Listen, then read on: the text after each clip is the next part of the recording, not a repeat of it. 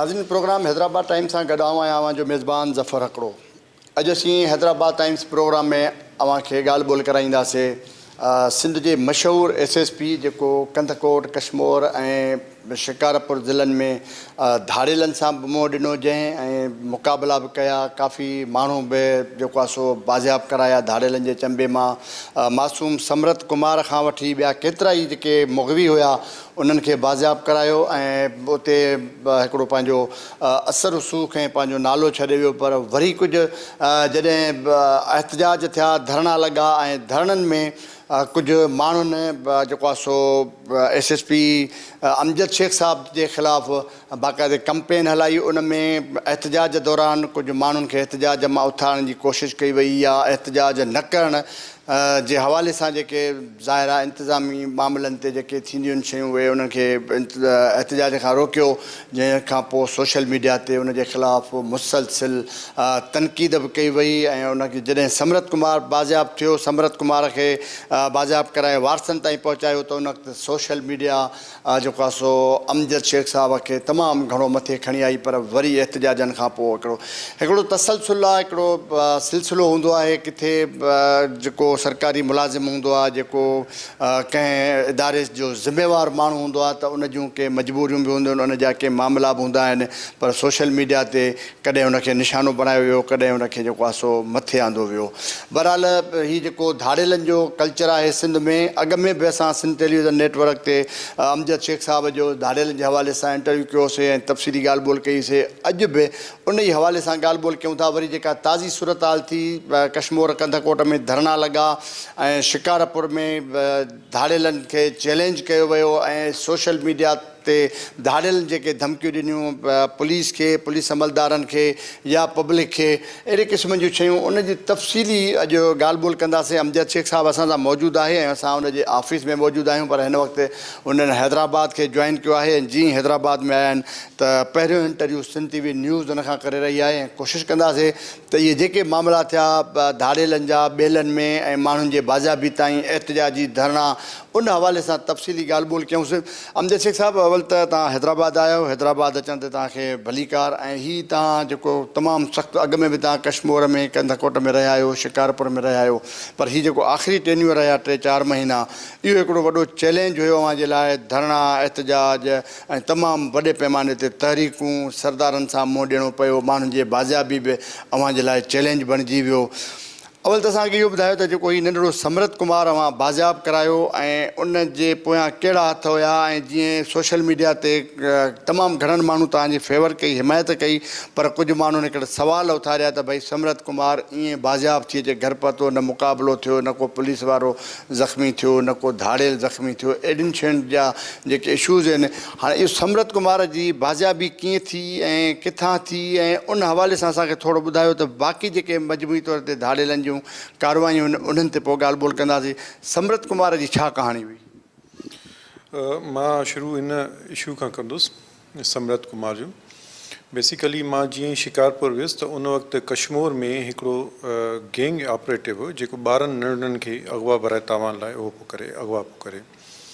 ऐं समरत कुमार सां गॾोगॾु उतां जा 7 ॿारड़ा, जंहिंमें अज़ीम मेणक, फरहान सूमरो, मक़बूल मीरानी ऐं तमामु ॿिया ॿार शामिलु आहे, 7 ॼणा उहे अगवा हुया ऐं उन्हनि लाइ हिकिड़ो भुंग ऐं रैंसम घुरी रहिया। ज़ाहिर आहे हिकिड़ो उते वियुसि, चैलेंज सां वियुसि ऐं मां पंहिंजी कंसेंट सां वियुसि त IG साहब इहो टास्क ॾिनो त अगरि तव्हां इन में को मदद करे सघो त ज़रूरु डिस्ट्रिक्ट कंधकोट कश्मोर जी कजो। उन में असां इनिशियली कमु कयोसीं, उन्हनि ते रेड्स थिया, गैंग आइडेंटिफाई थियो ऐं उहो गैंग जी जेके तफ़सीलात आहिनि उहो SSP इरफान समीद साहब सां बि असां शेयर कयूंसीं, उन्हनि बि पंहिंजी एफर्ट्स कयूं। पर ज़ाहिर आहे हिकिड़ो मां 20 महीना पहिरियों कंधकोट कश्मोर में रही चुको हुउसि, इन हिसाब सां जेको इंफॉर्मेशन जो नेटवर्क हुयो उहो मुंहिंजो बहितरु हुयो ऐं असां मिली करे उहो कामयाबी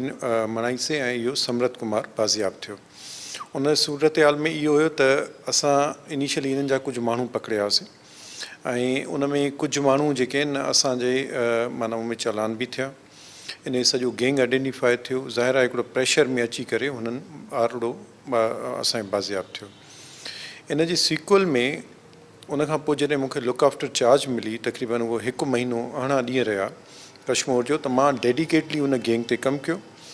7 जो 7 ॿारड़ा बाज़ियाब थिया, जंहिंमें फरहान सुमरो, अज़ीम मेड़क ऐं जेके नाला तव्हांखे ॿुधाया उहे सभु बग़ैर भुंग जे, तव्हां भली वारसनि खां उहा तस्दीक करे सघो था, उहे बाज़ियाब थिया ऐं उहो गैंग एलिमिनेट थियो। उहे ॿई मीराणी जेके इन मामले में इन्वॉल्व हुया उहे मारिजी विया ऐं उन खां पोइ तव्हां उन जी शइ ॾिसो त हिन वक़्तु ताईं अल्हम्दुलिल्लाह सूरत हाल इहा आहे त ॿारड़ा उते महफ़ूज़ आहिनि। को बि नंढो ॿारड़ो अॻुवा बराए तावान लाइ उते माण्हू मिस न थियो ऐं इहे जेके एफर्ट्स आहिनि इहे मां ज़रूरु चवंदुसि त माण्हुनि खे पुलिस जो एक्नॉलेज करणु घुरिजनि। हाणे उन्हनि जी मां चवंदो आहियां त ख़ुशीअ सां ॿारड़ा पंहिंजी घिटियुनि में खेॾंदा आहिनि ऐं उन्हनि खे को ख़ौफ़ न हुजणु घुरिजे को बि माण्हू रहजनि या ॿारड़ा खणी करे ऐं भुंग लाइ अॻुवा कंदो। कश्मीर कंदकोट में जीअं तव्हां चार्ज छॾे हैदराबाद पहुता आहियो त हिन वक़्तु घणा माण्हू अञा ताईं धाड़ेलनि जे चंबे में आहिनि ऐं केतिरनि जी तव्हां बाज़ियाबी केतिरनि जी कराई, बाक़ी अञा पोइ हिते केतिरा रहियल आहिनि? जीअं एहतजाज थिया, धरना लॻा, माण्हुनि जो इहो हुयो त हुन में सागर कुमार बि हुयो ऐं प्रिया कुमारी बि आहे, उनखां अलावा ॿिया मुख़्तलिफ़ ज़ातियुनि जा माण्हू बि आहिनि। तक़रीबन केतिरा माण्हू आहिनि जेके अञा ताईं धाड़ेलनि वटि आहिनि? ॾिसो जी, मां जॾहिं लुक आफ्टर चार्ज संभाली कंदकोट कश्मीर जी, हुन 42 आउटस्टैंडिंग किडनैप हुया, 42 असां एफर्ट्स कयूंसीं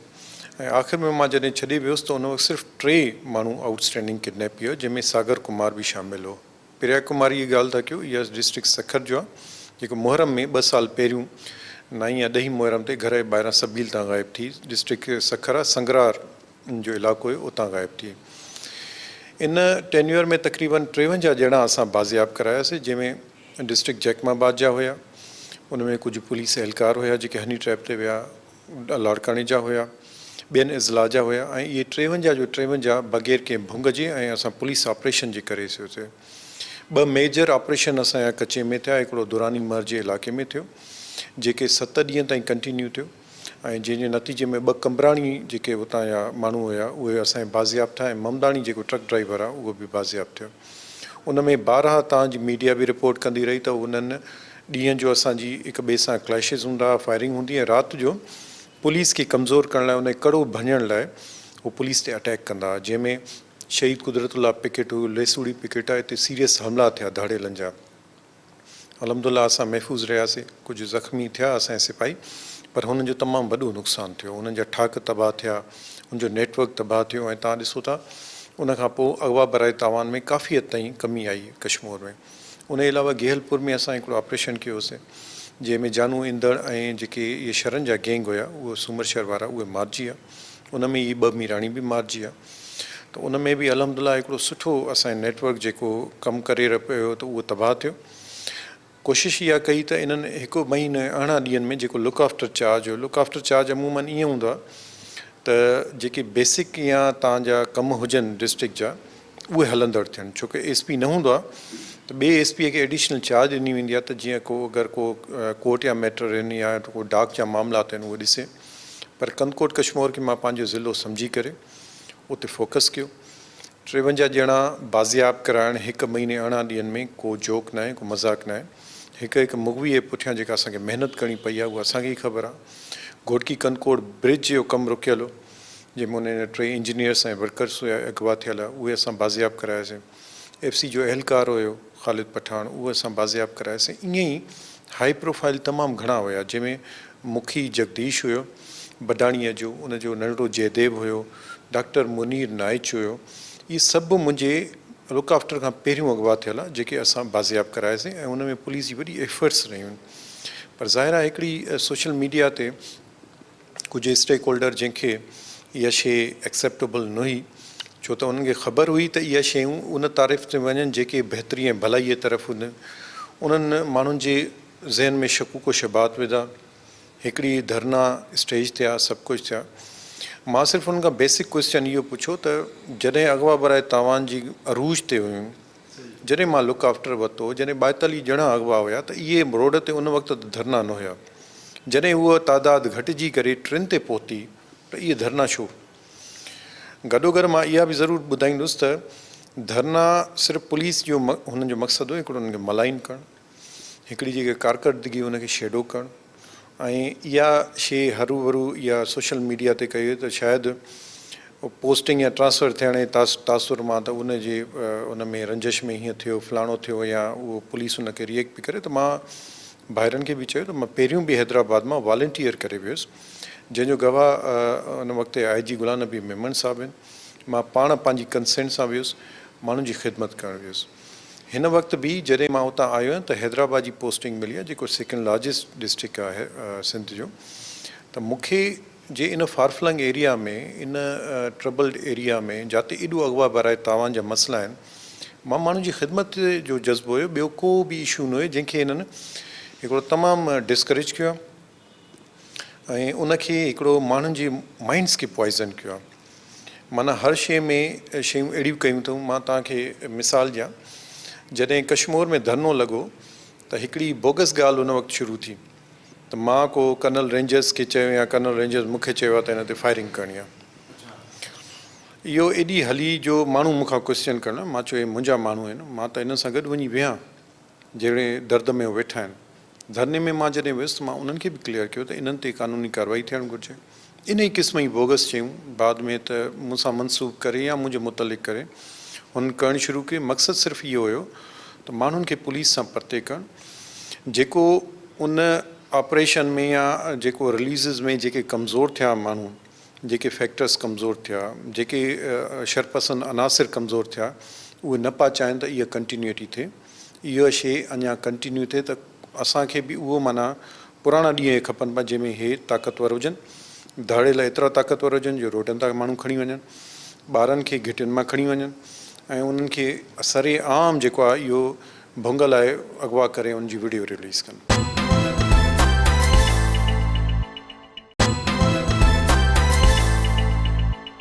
तव्हां छा था सम्झो त हीअ जेके धरना लॻाया विया इहे तव्हांखे हिमथाइण बजाए अञा बि हिरास करण जे लाइ लॻाया विया, ऐं जेको तव्हां कमु कयो पिया बग़ैर धरणनि जे तव्हां माण्हुनि खे बाज़ियाब करायो ऐं इलाही सातरा माण्हू बाज़ियाब थिया, बाक़ी थोरा बचा हुआ, इहो सॼो पुलिस जे ख़िलाफ़ु साज़िश हुई तव्हां सम्झो था? ऐं वरी उन्हनि खे जेको आहे सो उन्हनि जे ख़िलाफ़ु जेका उहा तव्हांजे लाइ चई वई त धरणे ते जेके वेठल एहतजाज कंदड़ उन्हनि खे गोलियूं हणंदासीं, उन्हनि खे मारींदासीं, उन्हनि ते तशदुद कंदासीं, इहा सम्झो था तव्हांजी साज़िश हुई तव्हांजे ख़िलाफ़ु? बिल्कुलु इहो फॉल्स प्रोपेगेंडा आहे। बिल्कुलु इहा हिकिड़ी ग़लति ॻाल्हि आहे जेका मनसूब कई वई। मुंहिंजा पंहिंजा माण्हू आहिनि। मां तव्हांखे हिकिड़ी ॻाल्हि ॿुधायां, मां धरने ते वियुसि, मां उन्हनि खे हिकिड़ो क्वेश्चन पुछियो, मां चयो हिन वक़्तु ताईं उन वक़्तु ताईं को 49 माण्हू ई आहिनि बाज़ियाब थी चुका। मां चयो हिकिड़े लाइ बि इहो धरनो लॻो, तव्हांजा पंहिंजा ॿारड़ा तव्हांखे घरनि में अची मिलिया, उन वक़्तु त तव्हांखे इहे धरननि जी ज़रूरत न हुई। जॾहिं पुलिस पंहिंजो कमु करे रही आहे त धरननि जी ज़रूरत कहिड़ी आहे? जॾहिं बाज़ियाबियूं तव्हांजूं थियनि थियूं, तव्हांखे धरननि जी कहिड़ी ज़रूरत आहे? हे सिर्फ़ु पुलिस खे मलाइन करण लाइ, डिसएंगेज करण लाइ। ऐं मां तव्हांखे इहो माना ऑन एयर थो चवां, बावसूख़ तरीक़े सां थो चवां त उन्हनि धरननि में मेजॉरिटी उन्हनि माण्हुनि जी हुई जंहिंजे ख़िलाफ़ु असां कार्रवाई करे चुका हुआसीं, जेके अॻुवा बराए तावान में मुलविस हुया। उहे ई माण्हू पुलिस जे ख़िलाफ़ु स्पीचिस करे रहिया, उहे ई उन्हनि जे ख़िलाफ़ु नारेबाज़ी करे रहिया। ऐं मां हीअ हिननि खे बि चयो, मां चयो हे उहे ई अॻुवाकारनि जा सहूलियतकार तव्हांजे धरननि में वेठा आहिनि, तव्हांजे विच में वेही करे पुलिस लाइ ग़लति ज़बान था यूज़ कनि। इन सिर्फ़ु मक़सदु इहो आहे त पुलिस खे पाण खां परते करणु, उन्हनि खे डिस्करेज करणु, ताकी जेको हिकिड़ो सुठी ख़ुशगवार माहौल या बहितर हिकिड़ो एनवायरनमेंट कॉन्फिडेंस जो ठही रहियो आहे, उहो डिस्ट्रॉय थिए, जेको उन लाइ तमामु हिकिड़ो नुक़सानकार हुयो। अच्छा, हिन वक़्तु कहिड़ियुनि कहिड़ियुनि ज़ातियुनि सां क़बीलनि सां तालुक़ु रखंदड़ धाड़ेल आहिनि जेके कचे में वेठा आहिनि, ऐं उन्हनि ताईं पहुचण जे लाइ छा करणु घुरिजे? सीनियर ऑफिसर आहियो ऐं अव्हां उते तमामु घणो रहिया आहियो, त कहिड़ी हिकमत अमली ठाहे सघे थी जो इन्हनि ताईं पहुची उन्हनि जे ख़िलाफ़ु कार्रवाई बि कजे, उनखे गिरफ़्तार बि कजे या उनखे कैफ़े किरदार ताईं पहुचाइजे? अव्हां वटि कहिड़ियूं तजवीज़ूं आहिनि? ॾिसो, मां चवंदुसि धाड़ेल जी हिकु त पंहिंजी ज़ात हूंदी ई न आहे। धाड़ेल मां त इन हद ताईं ॾिठो जो पंहिंजी ज़ात वारनि माण्हुनि खे बि अॻुवा कयूं अथऊं, उन्हनि ते बि ज़ुल्म कयो अथऊं। त मां त हिकु त उन्हनि खे ज़ात पात जे ब्रैकेट में रखंदो न आहियां, पर बेसिकली घणा हुते जागीराणी, सब्ज़ोई, तेगाणी, भया ऐं कुझु शहर क़ौम जा जेके आहिनि माण्हू उहे ऐं भंगवार, इहे माना आहिनि ऐं उहे ई विक्टम आहिनि। जेके धाड़ेल आहिनि उन्हनि जा ई माण्हू विक्टम आहिनि। त हिननि जी पंहिंजी ज़ात आहे जेका आम असांजी ज़ातुनि खां अलॻि आहे, उहा पंहिंजी इंसानियत खे लीता लकाड़े करे उन्हनि माना पंहिंजे हिसाब सां हलियो आहे। मूंखे जॾहिं कचे जी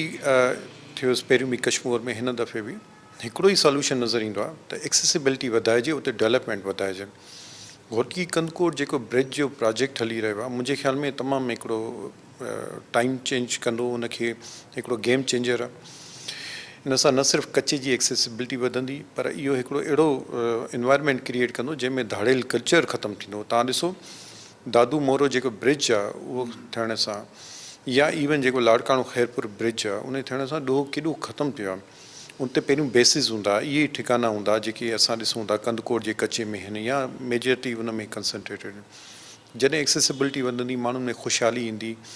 माण्हू पंहिंजी ज़मीनूं आबाद कंदा, पाण खे बहितर सम्झंदा, त इनशा ताला हिन धाड़ेलनि खे लिकण लाइ का ज़मीन न मिलंदी। त मुंहिंजे ख़्याल में इहा कपल्ड विद लिटरेसी एजुकेशन, इहो एॾो वॾो टूल आहे जेको माण्हुनि खे सुजाग ॾिए थो, उन्हनि खे हिननि जहालत खां परते करे थो ऐं उन्हनि खे दोस्त दुश्मन जी पहचान कराए थो। हिते छा पियो थिए जो राज जे पुठियां माण्हू लॻी था वञनि। हिकिड़े कंहिं सरदार ॻाल्हि कई, हिकिड़े खे उन्हनि जे वॾी ॻाल्हि कई, पोइ बग़ैर सोचे सम्झे उनखे फॉलो करणु, उन शइ खे क्वेश्चन ई न करणु, भली हुनजे भले में हुजे भली बुरे में हुजे, उहो उनखे ब्लाइंडली फॉलो था कनि। इहा शइ ख़तमु थियणु घुरिजे। हर माण्हू में पंहिंजो सेंस हुजे, पंहिंजी चॉइस हुजे करेक्ट करण जी, ऐं त मुंहिंजे ख़्याल में इहो माहौल बहितर थींदो। अच्छा, हीअ जेके तव्हां चओ था त ब्रिज ठहे थी ऐं ब्रिज में ख़ुदि धाड़ियल रुकावट हुआ जेके कमु कनि पिया, इंजीनियर या लाॻापियल इदारनि जा माण्हू उन्हनि खे तंग कनि पिया, अगवा करे पिया वञनि, इन ब्रिज ठहण खां पोइ सम्झो था त हीअ जेको कारवायूं थियनि थियूं, फुरूं धाड़ा ऐं माण्हुनि जूं अगवाऊं, इन में फ़र्क़ु पई सघे? तमामु वॾो फ़र्क़ु पवंदो। मसइलो इहो आहे त कचे जो ऑपरेशन हिन वक़्तु इन खां घणा फेल वेंदा आहिनि जो उते एक्सेसिबिलिटी न आहे। जॾहिं पुलिस जी एक्सेस या उन जी अप्रोच ठही वेंदी, त इहो धाड़ेलनि जा जेके सेफ हाइड आउट्स आहिनि उहे ऑटोमेटिकली ख़तमु थींदा। नंबर वन त इहो वॾो इम्पैक्ट पवंदो। ॿियो जेको धाड़ेल कल्चर आहे न, उहो डायरेक्टली रिलेटेड आहे ग़ुर्बत ऐं जहालत सां। जॾहिं बि इंफ्रास्ट्रक्चर ठहंदो, ज़ाहिर आहे उते कारोबार जी एक्टिविटी थींदी, उते को होटल खुलंदा, को टोल प्लाज़ास खुलंदा, को ॿियो को इन हिसाब सां एक्टिविटी इकोनॉमिक जेको आहे जनरेट थींदी। माण्हुनि खे जॾहिं रोज़गारु मिलंदो न, त इन मुंहिंजे ख़्याल में गुनाह वारे रस्ते ते न चढ़ंदा। इहो तमामु वॾो हिकिड़ो आहे ऐं प्रूव थी चुको आहे। सिंध में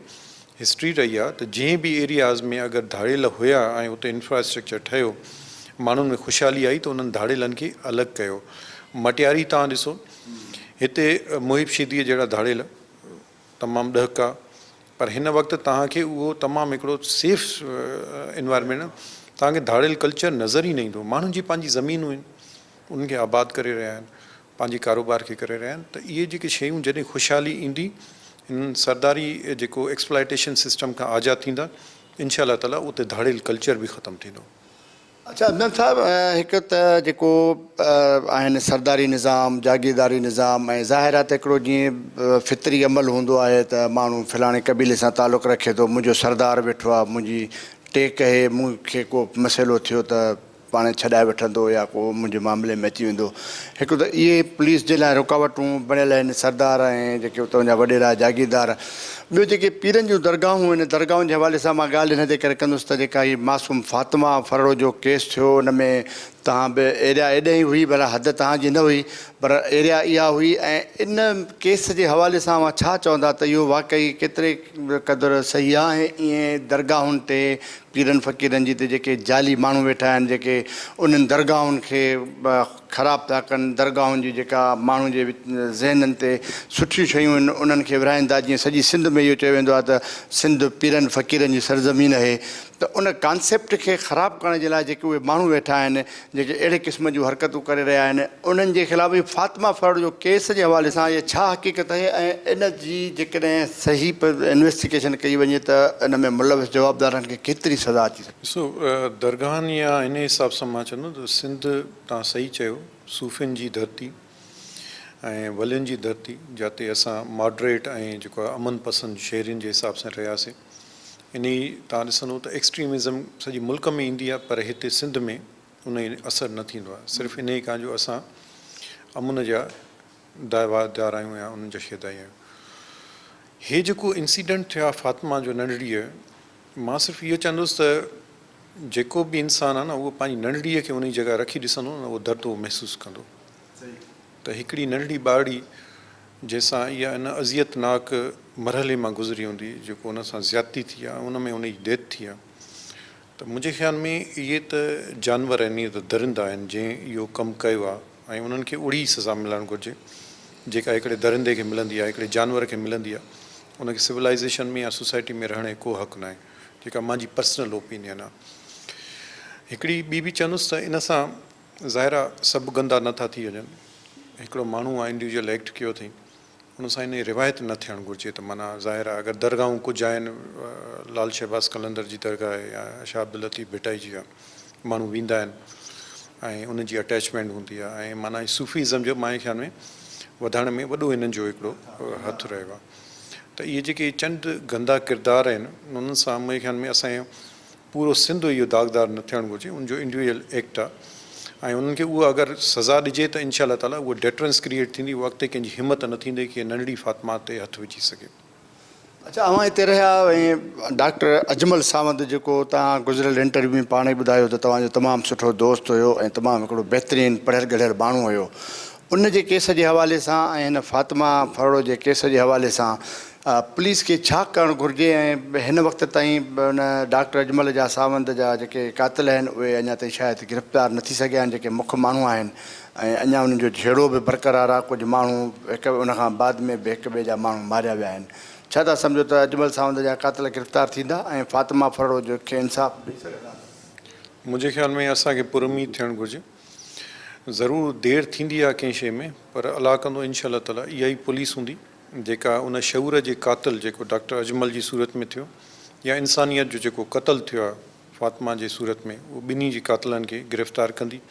ऐं उन्हनि खे उहा ई सज़ा ॾियाराईंदी जंहिंजा उहे हक़दार आहिनि मूंखे उमेदु आहे पहिरियों बि सुठा ऑफिसर रहिया आहिनि हाणे बि रोयल खोसो साहिबु हुते आहे ऐं मूंखे उमेदु आहे त इनशा ताला डॉक्टर अजमल सावंत जा जेका आहिनि क़ातिल गिरफ़्तार थींदा ऐं उहो करार वाक़ई उन्हनि खे सज़ा बि मिलंदी अच्छा आख़िरी सुवाल त जेको हिन वक़्तु सिंध हुकूमत लॻी पई आहे कोशिशुनि में त रेंजर्स खां ऐं आर्मी खां ऑपरेशन जे लाइ